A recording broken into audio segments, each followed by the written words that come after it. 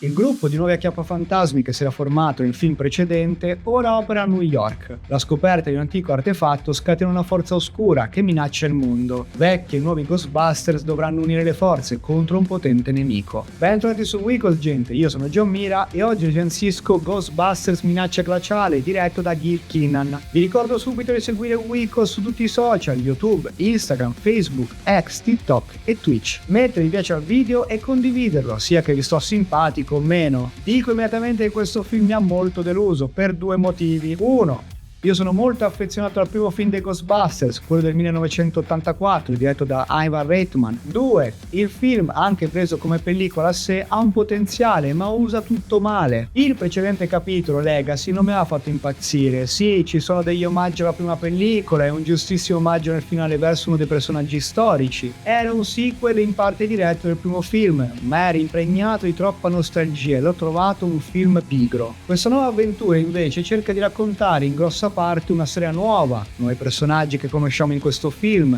un nuovo laboratorio e anche un nuovo modo di studiare i fantasmi e soprattutto un nuovo cattivo, una nuova minaccia. Tutte queste cose portano freschezza di base in una saga e le cose per me da fan e spettatore potevano essere sviluppate in modo molto più interessante. Invece si scelgono le vie della facilità, della superficialità e anche in questo capitolo c'è pigrizia. Le scene che forse ho trovato più interessanti sono nei primi 20 minuti. C'è un bel prologo, visivamente anche accattivante, un buon inseguimento iniziale che ci fa vedere il team centrale della storia e come opera, e gli scontri interni che ci sono in questo gruppo. Poi però il film va con il pilota automatico, molte cose sono telefonate sia per un fan dei Ghostbusters che per lo spettatore medio. Il film per me è risalvabile, gli effetti visivi, il design del nuovo cattivo e qualche battuta ironica. Nel terzo atto ho sorriso per un paio di battute di Bill Murray, sì, ma la pellicola, oltre ad avere una storia basica, il problema è anche come viene gestita. La regia in parte è piatta, con idee visivamente che acchiappano poco, il ritmo cala pesantemente nella parte centrale.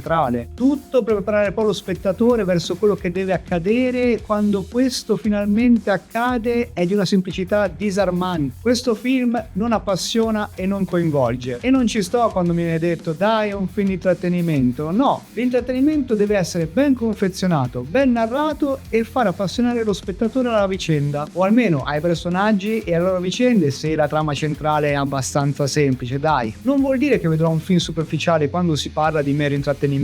E meglio intrattieni il pubblico e più possibilità hai di fare incasso, semplice. E non dico assolutamente che i film che incassano tanto sono bei film, non sto parlando di questo, ci sono bellissime opere per me che sono andate male al botteghino. Poi non voglio parlare dei film carichi di effetto nostalgia, che servirebbe un video a parte solo per questo argomento, ma per esempio ho preferito il terzo Jurassic World, nonostante abbia vari problemi, ma sullo stesso filone dei franchise rilanciati in questi anni, quello almeno un po' di intrattenimento lo dà. Inoltre gli attori danno poi performance sottotono.